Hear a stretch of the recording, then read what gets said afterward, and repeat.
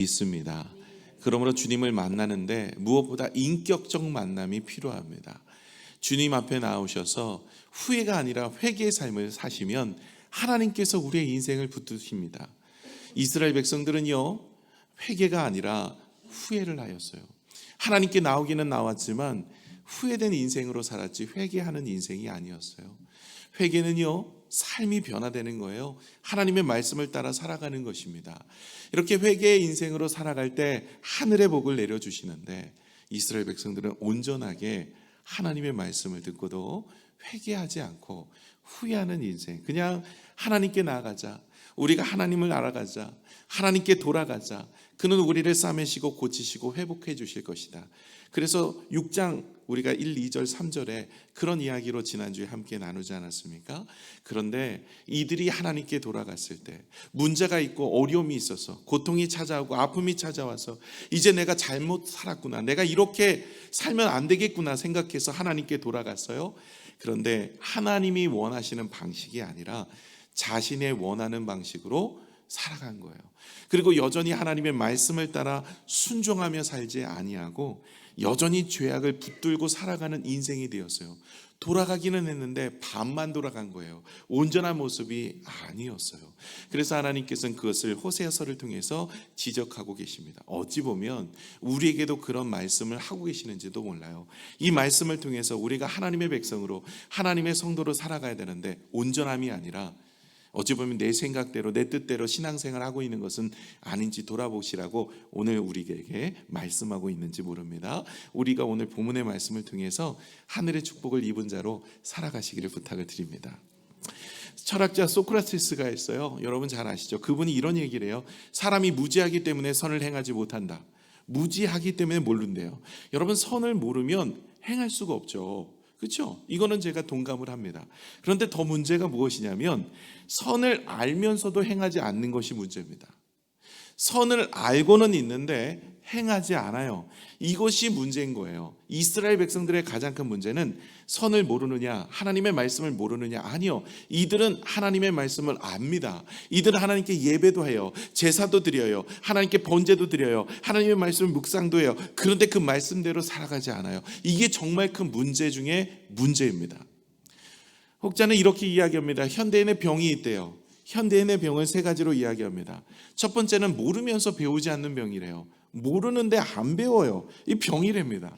또 하나는 무엇이냐면 알면서도 가르치지 않는 병이 있대요. 알고는 있어요. 내가 무엇이 바르고 무엇이 옳다, 그러나 가르치지 않아요. 그냥 나만 알고 끝나는 병이래요.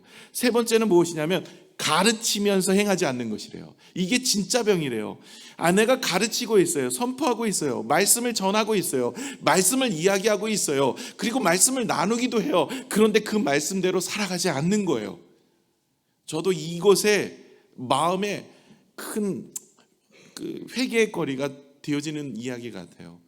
말씀을 전하고 있어요. 저도 성경 말씀을 여러분들에게 잘 증거하고 있어요. 그런데 이 말씀의 내용처럼 살아가고 있지 않는 나의 모습은 병들어 있는 것은 아닌가라는 생각을 하게 됩니다. 오늘 6장에서 이스라엘 백성들이 하나님께 돌아가자고 그렇게 고백하면서 하나님께 돌아가며 하나님이 우리를 싸매시고 고치시고 낫게 해주실 것이다. 여기까지는 참 좋았어요. 그러나 그들이 온전한 회개를 하지 않음으로 인하여서 안타까운 모습이죠. 이럴 때 하나님께서는 그들을 진단하십니다. 오늘 7장에 넘어와서 하나님께서 이들의 병을 진단하셔서 고쳐주기를 원하고 계세요. 그래서 오늘 1절에 보시면 이렇게 이야기하죠. 같이 읽겠습니다. 1절입니다. 자, 읽겠습니다. 시작. 내가 이스라엘을 치료하려 할 때 에브라임의 죄와 사마리아의 악이 드러나도다. 그들은 거짓을 행하며 안으로 들어가 도둑질하고 밖으로 떼지어 노략질하며. 주님께서 이제 이스라엘의 그 병을 치료하기를 원하셨어요. 그래서 진단을 한 겁니다. 여러분, 우리가 병원에 가서 치료를 받으려면 먼저 진단을 해야죠. 잘 진단을 해서 엑스레이도 찍고 CT도 찍고 MRI도 찍고 우리가 혈압도 그리고 피 검사도 해서 진단을 잘 해야 어디가 아픈 줄 알고 약을 쓸 거 아닙니까? 그래서 하나님께서 이스라엘 백성들도 아프다니까 진단을 해본 거야. 그런데 이 진단이 했는데 이게 속 안에부터 겉에까지 완전히 부패한 거예요. 이거하고 똑같은 거예요. 배가 아파서 병원을 갔더니 진단해 봅시다. 제가 보니까 별거 아닌 것 같아요. 한번 수술하면 금방 나을 수 있어요. 하고 나서 의사가 이제 개복해서 수술했는데 이게 손을 쓸 수 없을 정도로 몸이 망가져 버린 거예요.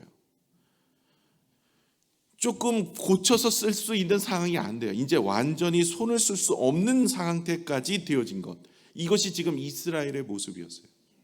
주님께서 진단을 해보니까 안으로나 밖으로나 이게 죄악이 너무나 크고 그들의 죄악은 너무나 골마 터져서 어디서부터 회복이 되어야 될지 모르는 것입니다.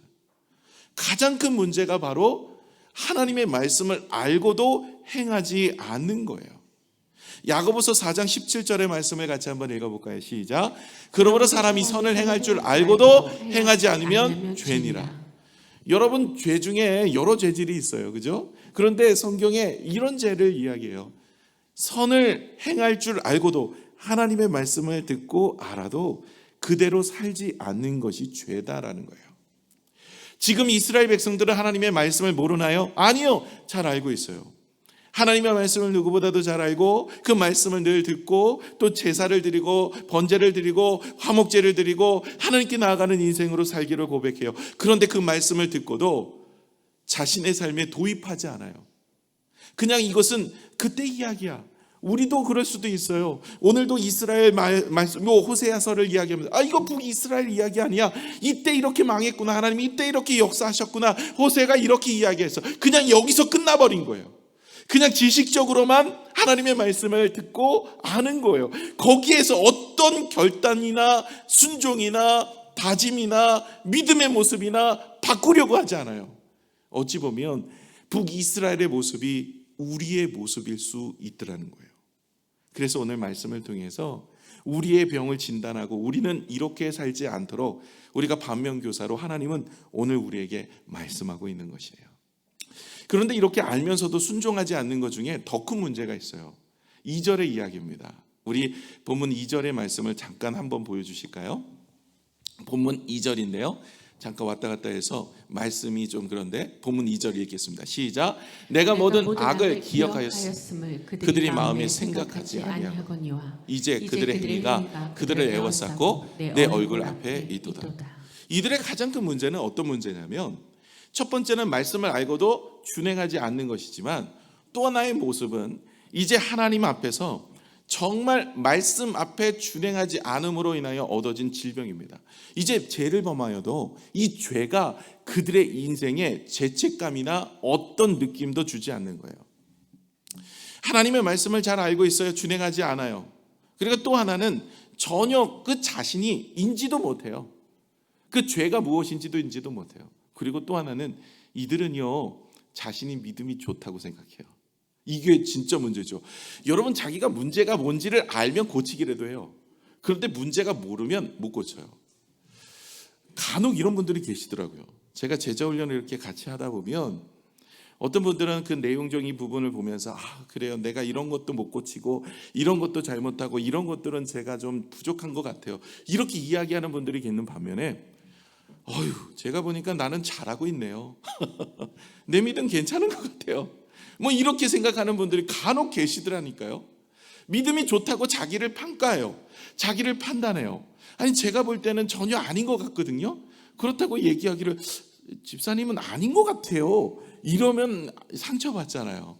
그러니까 잘하고 계십니다 하면서 뒤돌아서는 제 기도하죠. 하나님, 저 집사님 회복되게 해주세요. 좀 알게 해주세요. 자신을 좀 알아야 고칠 것 아닙니까? 근데 이스라엘 백성들이 딱 그 케이스예요. 지금 자신을 모르고 있어요.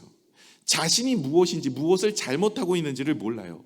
또 하나, 이 사람들은 죄가 들어옴으로 인해서 그 죄에 대한 경각심도 없어요. 하나님의 목전에서 범죄함에 있어서 꺼리낌이 없어요. 처음에 죄를 지으면 여러분 어때요? 이 가책이 있어요. 근데 자꾸만 죄를 짓다 보면 가책이 사라져요. 무감각해져요. 둔화돼 버리는 거예요. 죄가 금하고 있는 그 심판을 이야기하고 있는 사람까지도 싫어해요. 하나님도 무시해 버립니다. 이 지경까지 되어지면 회개는 어디 간들 없습니다. 어디 간들 회개할 수가 없죠. 자신에 대해서 이제 죄가 무감각해지는 거예요. 하나님의 눈을 바라보면서 죄를 지어요. 이런 인생이 되어버린 거예요. 어찌 보면 우리가 오늘도 예배를 드리고 있고 하나님을 찬양하고 기도를 하고 봉사를 하지만 돌아가서 우리의 삶에 이런저런 죄를, 처음에는 그런 죄를 지을 때 마음에 갇히기라도 있었는데 이제는 어느 순간 죄에 대한 감각이 없어졌어요. 그래, 하나님이 그래도 나를 받아주시겠지. 십자가에서 우리의 모든 죄를 대속해 주셨으니까 내가 이렇게 나를 미워하고 탐욕을 가지고 살아가고 세상 가운데 이런 죄를 지어도 뭐 괜찮아, 이러면서 자기 합리화를 만들면서 그렇게 살아가고 있는 모습이 되어버린 거예요. 이게 이스라엘 백성들의 모습이었어요. 자기가 무엇이 잘못된지도 모르고 있었어요. 무엇에 문제가 있는지도 몰라요. 오히려 또 자기의 신앙은 괜찮다고 생각하고 있는 모습이죠. 시편 1편 1절을 한번 볼까요? 복 있는 사람의 모습입니다. 같이 읽겠습니다. 시작. 복 있는 사람은 악인들의 꾀를 따르지 아니하며 죄인들의 길에 서지 아니하며 오만한 자들의 자리에 앉지 아니하고. 세 가지를 이야기해요. 복이 있는 사람은 어떤 사람이냐? 이 악인들의 꾀, 악인들의 생각을 갖지 않습니다. 그들의 생각을 품고 살아가지 않아요. 두 번째가 무엇입니까? 죄인들의 길에 서지 않습니다. 그들의 길에서 어떤 일도 함께하지 않습니다. 그들의 삶을 따라가지 않아요. 세 번째는 무엇입니까? 오만한 자들의 자리에 앉지 않습니다. 그들의 삶에 있어서 이 오만한 자들의 자리에 앉아서 아예 죄로부터 완전히 묻어져 버린 거예요. 굳어져 버린 거예요. 완고하여진 거예요. 그냥 앉아버려서 그 인생이 끝나버리는 것입니다. 이런 인생으로 살지 않는다는 거예요. 그들이 이제 죄로부터 마음과 행동과 습관이 완전히 그들의 인생을 걸머져서 그들이 끝나는 인생이 되어져요. 여러분, 오만한 자의 자리에 앉는다라는 데인데 이 오만한 자는 히브리어로 레침이라는 단어를 쓰고 있어요. 이 레침은요, 조롱하다, 비웃다 이런 뜻이에요. 누구를 조롱하고 비웃을까요? 하나님이요. 이 오만한 자는요, 하나님을 조롱하고 비웃는 사람들이에요. 하나님의 말씀에 대해서 교회를 비판하고 교회를 판단하고 하나님에 대해서 조롱하고 비판하는 그런 사람들과 함께하는 거예요. 그런 사람들과 동일하게 삶을 살아가요. 세상 가운데, 죄 가운데 하나님이 어디 있어? 말도 안 되는 소리 하고 있어. 이러면서 그런 죄 가운데 살아가는 인생이 되어져 버리는 거예요. 6절을 같이 한번 읽어볼까요? 5절을 같이 한번 읽어볼까요? 5절에 이렇게 이야기합니다. 한번 읽어보겠습니다. 시작. 우리 왕의 날에 지도자들은 술의 뜨거움으로 병이 나며 왕은 오만한 자들과 더불어 악수하는도다. 이 왕은 오만한 자들, 다시 말해 하나님을 저주하고 하나님이 어디 계셔? 하나님이 계시다면 이럴 수 있어? 라는 그런 이 왕의 오만함을, 그런 사람들과 이 왕이 더불어 악수하고 있다는 거예요. 근데 여러분, 우리 믿음의 사람들, 하나님의 사람들은 어떠해야 됩니까? 정말 이런 삶을 살아서는 안 되죠. 하나님이 늘 나와 동행하시고 늘 나와 함께 하시고 늘 여호와를 힘써 알자, 하나님과 동행하는 삶을 살아가는 인생이 되어져야 하는 건 아니겠습니까? 여러분이 성경에 요셉이라는 사람 아시죠? 이 요셉의 이야기를 이렇게 말하고 있습니다. 창세기 39장 8, 9절이에요. 같이 읽겠습니다. 시작. 요셉이 거절하며 자기 주인의 아내에게 이르되 내 주인이 집안의 모든 소유를 간섭하지 아니하고 다 내 손에 위탁하였으니 이 집에는 나보다 큰 이가 없으며 주인이 아무것도 내게 금하지 아니하였어도 금한 것은 당신뿐이니 당신은 그의 아내임이라. 그런즉 내가 어찌 이 큰 악을 행하여 하나님께 죄를 지으리까. 요셉이 보디발 장군 아내가 그를 유혹하는 거예요. 야, 아무도 보는 사람이 없으니 나와 같이 동침을 하자. 이러면서 보디발 장군의 아내가 유혹을 할 때 요셉은 아무도 보지 않는 것이 아니라 하나님이 나를 지켜보고 있습니다. 하나님이 나를 지켜보고 있는데 내가 어찌 범죄할 수 있습니까? 그러기에 하나님은 이 요셉을 귀하게 쓰신 거예요. 하나님 앞에서 범죄하지 않으려고 노력하고 힘썼던 것이죠. 에덴 동산에 아담과 하와가 선악을 알게 하는 실과의 열매를 따먹을 때 하나님이 지켜본다는 것을 왜 모르고 있었을까요? 여러분, 이 요셉은요, 모든 것은 내 주인이 나에게 다 허락하였다. 그러나 당신만은 허락하지 않았다. 하나님이 나를 지켜보시고 있다. 이런 마음으로 그는 어떤 일도 있어서 이 죄악된 모습은 버리고 거룩한 인생으로 살았습니다. 이것이 진정한 회개의 삶이에요. 그런데 이스라엘 백성들은 그렇게 살지 않았어요. 지금 이스라엘 백성들은 죄에 대해서 넘어진 인생들입니다. 죄를 범하고 또 죄를 범하고 이제 죄가 묻어졌어요. 오히려 자신이 잘하고 있다고 생각해요. 그런 인생에서 하나님의 말씀을 알고도 행하지 않는 그런 인생의 넘어짐이 그들 속에 있었니, 이들에게 말씀이 전파되어도 아니 잘하고 있다고 하니까 어떻게 회개가 일어날 수 있겠습니까? 더 이상은 안으로나 밖으로나 썩어 문드러져서 더 이상 손쓸 수가 없는 인생이 되어버린 것이, 하나님이 7장에 와서 이들을 진단해 보니까 이런 모습으로 살고 있더라는 거예요. 여러분 어떻게 잘 살고 계십니까? 여러분, 하나님이 우리의 신앙을 진단하실 때 어떤 모습으로 말씀하실까요? 여러분, 그런데 모든 인생은 다 이렇게 죄악 가운데 물들어서 때로는 넘어지고 쓰러질 수 있습니다. 그런데 하나님은 그러지 않기 위해서 우리에게 해법을 주세요. 우리가 이렇게 거룩하고 구별된 인생으로 살고 요셉처럼 늘 하나님이 나를 지켜보신다는 마음으로 그렇게 살아가기를 원하시면서 우리에게 그 해법을 주십니다. 시편 119편 11절 우리 같이 한번 읽어볼까요? 시작. 내가 주께 범죄하지 아니하려 하여 주의 말씀을 내 마음에 두었나이다.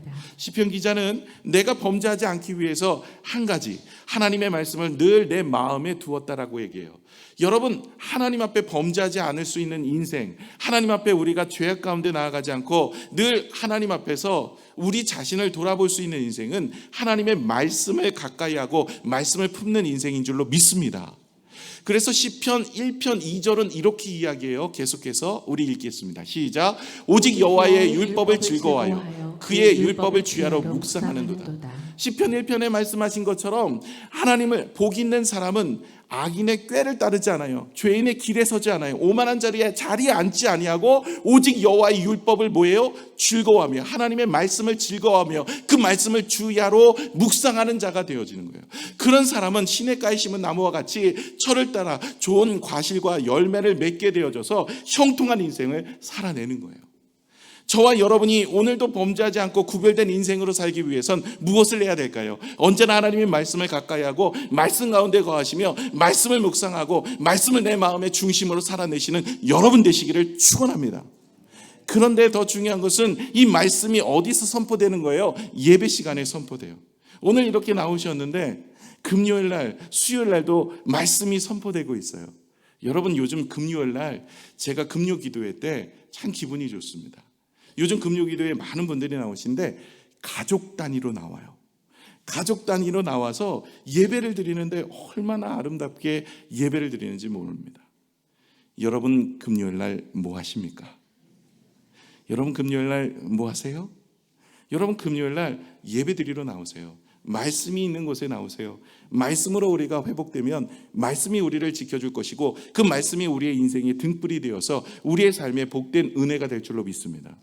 가족 단위로 나오세요. 여러분 자녀에게 여러분이 예배함을, 하나님의 말씀대로 살아감을 보여주며 함께 나누는 인생이 되시기를 축원합니다.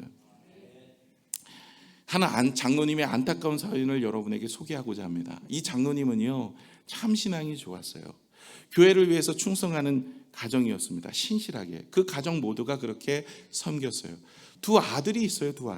두 아들도 열심히 신앙생활했어요. 어렸을 때부터 교회를 섬기면서 열심히 했어요. 중고등부 때 학생회장도 이 아이들이 하고 찬양팀도 이렇게 하고 교회에서 뭐 내놓으라는 모든 일을 다 했어요. 그런데 문제가 생겼어요. 고3 때 결정적인 문제가 생겼어요. 뭐냐면 이 아버지 장로님께서 아들에게 야, 공부는 좀 열심히 해서 네가 좋은 데 들어가야 하나님께서 영광을 받으신다. 야, 네가 장로 아들 아니냐. 그리고 네가 또 교회도 열심히 섬겼는데 저렇게 좀 이 시험도 잘 못 보고 그렇게 좋은 학교 못 들어가면 이 영광 가리는 거야. 그러니 내 말 듣고 스파르타 학원에 들어가. 그 당시에 스파르타 학원이라고 있었어요. 그래서 들어가서 그때는 아예 기숙 학원이에요. 6개월을 글로 보내버린 거예요. 아들이 안 가려고 떼를 썼어요. 안 돼요, 아빠. 내가 교회도 다 맡은 게 있는데. 아니야. 내가 기도할 테니까 너는 공부를 해라. 꼭 한석봉의 어머니처럼 내가 떡을 쏠 테니 너는 해라. 이런 식으로 아들을 가르친 거예요. 그래서 6개월간 스파르타 학원을 집어넣고 학원을 보내고 교회를 안 보내고 나중에 대학 들어가면 네가 너무 이 시간이 남아. 그때 봉사하면 돼. 그때 교회 가면 돼. 그때 헌신하면 돼. 괜찮아. 지금 내가 그렇게 할게. 어떻게 됐을까요? 제가 그 두 아들을 다 아는데요. 교회 안 나갑니다. 저보다 나이가 많아요. 학원은 보내고요. 애들이 교회를 안 다녀요. 그리고 교회를 떠났고요. 아들이 이제 두 아들도 뭐 대학도 뭐 하나님이 역사하지 않는데 뭐 대학이 제대로 됩니까?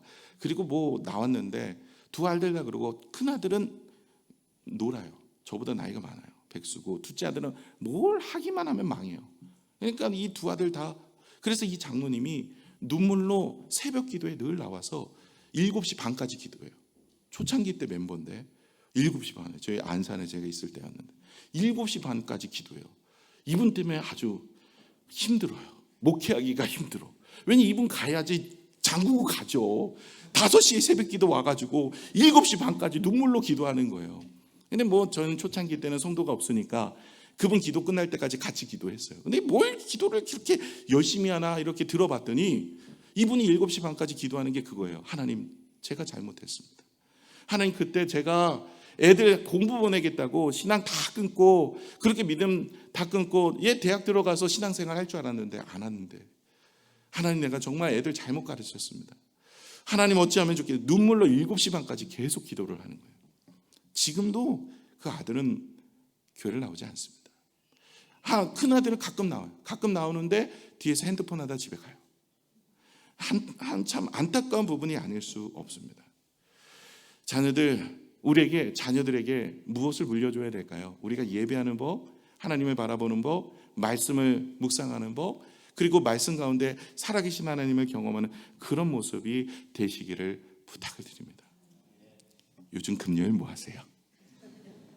금요일날 가족 단위로 교회를 오시면 여러분의 자녀들 하나님의 말씀으로 하나님이 붙들어 줘야 돼요. 제가 보니까 하나님이 붙들어 주시지 않으면, 오늘도 김수미 씨 영상 보셨잖아요. 나름대로 자기가 잘 나간다고 생각하고 열심히 살았는데 공황장애가 오고 아침마다 소주 반 병씩 먹지 않고는 20년간 그러고 살았어요. 다 무너진 인생이에요. 그러나 주님을 2년 전에 예수 믿었어요. 2년 전에 예수 믿고 그들 인생이 완전히 바뀐 거예요. 나중에는 우리가 병들어서 아픈 것밖에 남지 않아요. 주님 바라보고 주님 의지하는 믿음의 모습이 되시기를 부탁을 드립니다. 이제 진단한 내용을 다루고 있어요. 오늘 진단한 내용인데 이제 4절부터 오늘 7절까지가 이 진단한 내용인데 여기에 반복되는 단어가 있어요. 화덕이라는 단어입니다. 3번 반복돼요. 3번. 화덕인데요. 이 화덕이 뭐예요? 이게 떡을 구울 때 이 화덕에다 불을 지핍니다. 그리고 그 위에다가 이제 이 뜨끈하게 이제 불을 지피고 나면 이제 떡을 올리면 그 밀가루 반죽이 이제 굳게 되어지는 거죠. 그러니까 이 모든 것들이 이제 뜨겁게 이제 달궈진 화덕 같은 모습, 이것을 가지고 이스라엘 백성들을 평가하고 있는 거예요. 너희는 이 화덕 같은 자다. 3가지를 이야기하는 거예요. 먼저 이 죄에 가까이 갈 수밖에 없는 인생, 너희가 그렇게 뜨거워져서 죄를 가까이 할 수밖에 없는 인생으로 무너질 수밖에 없는 3가지 모습이 너희 속에 있다. 첫 번째가 무엇이냐면 4절입니다. 4절 같이 읽을까요? 시작. 그들은 다 가늠하는 자라 과자 만드는 자에 의해 달궈진 화덕과 같도다. 그가 반죽을 뭉침으로 발효되기까지 불 일으키기를 그칠 뿐이니라. 이들은요 다 가늠하는 자래요. 이들이 우상숭배라고 얘기하는데 당시의 우상숭배는요 성적인 교감이 있어야만 예배를 드릴 수 있어요. 그래서 다 우상숭배에 빠지는 거예요. 그래서 그 당시의 우상들은요 숭배하러 가면 신전에서 있는 여인들과 선교하는 것, 이것을 통해서 예배하는 것이래요. 그러니까 사람들이 다 우상숭배하면 성적인 타락이 일어나고 또 성적인 타락으로 인해서 그들이 죄악 가운데 나아가고 죄로 인하여서 그들이 무너져 버리는 거예요. 하나님께 돌아간다고 이야기하고 다시 하나님께 나아간다고 이야기하면서도 여적이 이 음욕을 그대로 놔둔 거예요. 이게 뜨거운 화덕과 같아서 이 음욕을 주체하지 못하게 끝내 죄악 가운데 넘어지는 거죠. 호세아 4장 14절에 이들의 모습을 이렇게 이야기합니다. 함께 읽겠습니다. 시작. 너희 딸들이 음행하며 너희 며느리들이 간마해도 내가 벌하지 아니하리니 이는 남자들도 창기와 함께 나가며 음부와 함께 희생을 드립니다. 깨닫지 못하는 백성은 망하리라. 깨닫지 못하는 백성은 망하는데 이들의 삶이 이거예요. 이거를 풀어보시면 이런 가정이에요. 딸은 음행합니다. 한 가정에 딸이 있어요. 딸은 행음해요. 나가서 그냥 바람 피고 다니는 거예요. 이 남자 저 남자 만나면서 그러면서 성적으로 놀아나고 있어요. 두 번째는 며느리가 있어요. 며느리는 간음해요. 또 남자들이 있어요. 아들이나 아빠나 창기와 놀아나고 있어요. 이게 가정입니까? 이게 이런 모습이 되어버린 거예요. 성적으로 문란하고 이 인생이 무너져 버린 거예요. 여러분, 성경에는요, 성적으로 문란하고 무너져 버린 인생들이 정말 많이 나옵니다. 여러분, 잠언서 6장 27절을 같이 한번 읽어볼까요? 시작. 사람이 불을 품에 품고서야 어찌 그 옷이 타지 아니하겠으며. 불을 품고 있는데 어찌 타지 않겠습니까? 이런 것을 그대로 놔두면요, 그대로 죄악 가운데 넘어지는 거예요. 이 음욕을 품는, 그리고 성적으로 문란한 이런 삶으로 인해서 끝내는 그 죄악 가운데 넘어지는 우상 숭배까지 나아가는 거죠.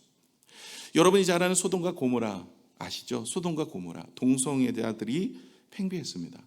거기 왔던 천사들을 자기에게 내어달라고 이야기하죠. 롯에게. 남자인데 남자를 내어달라는 거예요. 딸을 내어준다니까 싫대요. 자기는 동성 간의 관계를 해야 되겠대.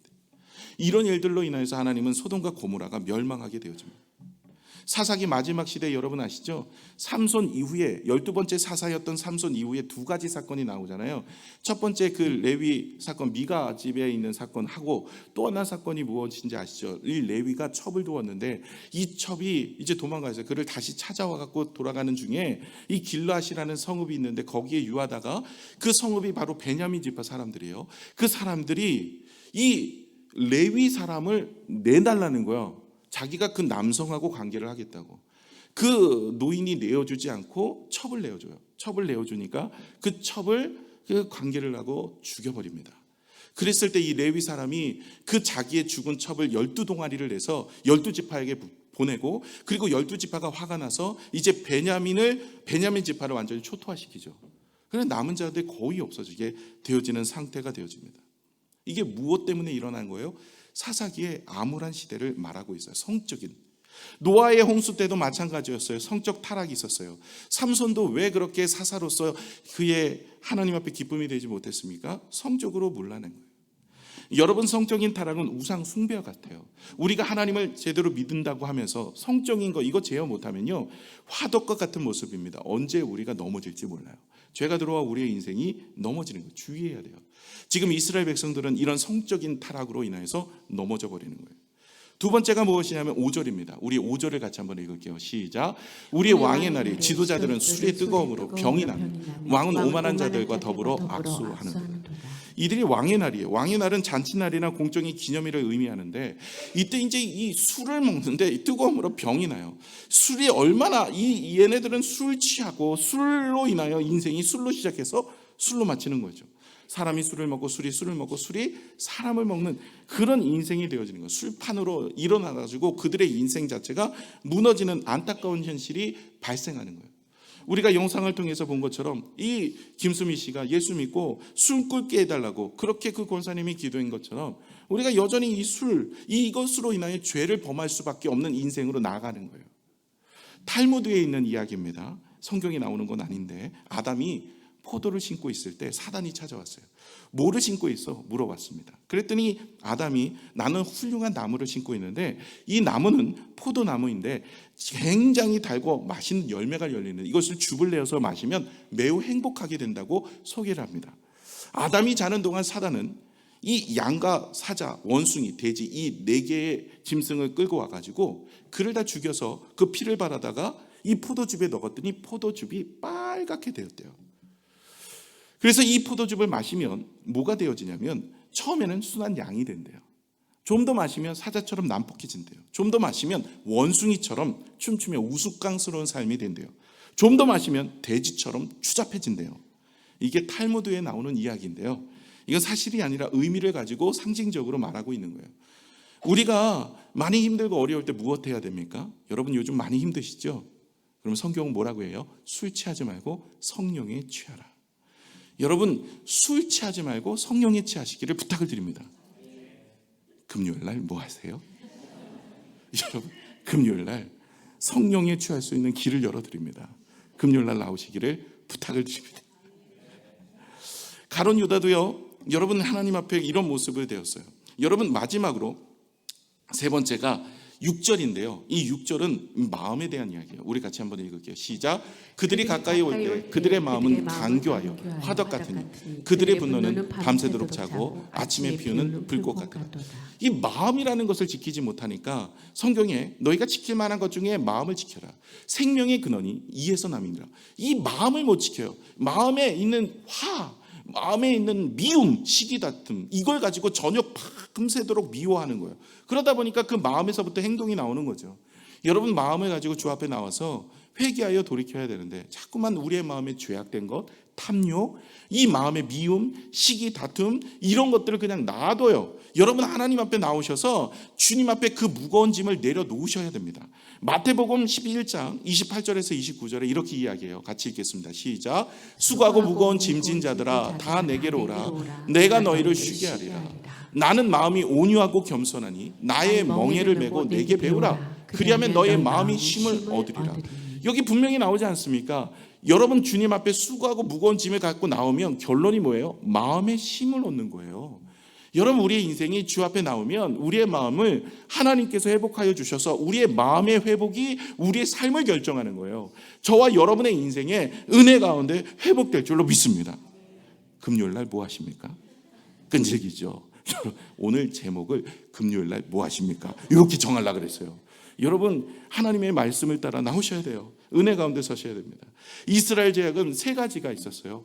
음욕의 죄, 술로 인하여 넘어지는 죄, 그 다음에 마음을 지키지 못한 죄. 이로 인해서 그들의 마음이 달갛게 타오르고 있는 거예요. 조금만 문제가 생기면 이제 그것들로 인해 그들이 넘어지게 되어지는 것이죠. 근데 이렇게 이야기를 해도 듣지를 않아요. 호세아서는요, 예언서예요. 그 당시에는 선지서예요. 그래서 선지자들이 앞으로 이렇게 될 수 있으니 주의하라. 그런데도 주의하지 않아서 끝내 넘어집니다. 이 말씀이 선포되고 이들이 회복을 여전히 안 해요. 그리고 나서 이들은 20년 만에 넘어지는데 7절에 이렇게 예언대로 넘어집니다. 우리 같이 한번 읽을게요. 시작. 그들이 다 화덕같이 뜨거워져서 그 재판장들을 삼키며 그들의 왕들을 다 엎어뜨리게 하며 그들 중에는 내게 부르짖는 자가 하나도 없다. 그들의 왕들을 다 엎드려지게 한대요. 자, 그들의 왕들이 다 엎어지는데요. 어떻게 엎어집니까? 이제 여로보암 2세 때 일어날 일인데 그 아들 스가랴는요 6개월 만에 살룸에게 살해를 당합니다. 살룸은 1년 만에 왕이 오르다가 무나엠에게 살해를 당하고요. 무나엠의 아들 부가히야는 2년 만에 베가라는 사람에게 살해를 당합니다. 베가는 호세아에게 살해를 당하고 호세아는 끝내려 아수르에게 멸망을 합니다.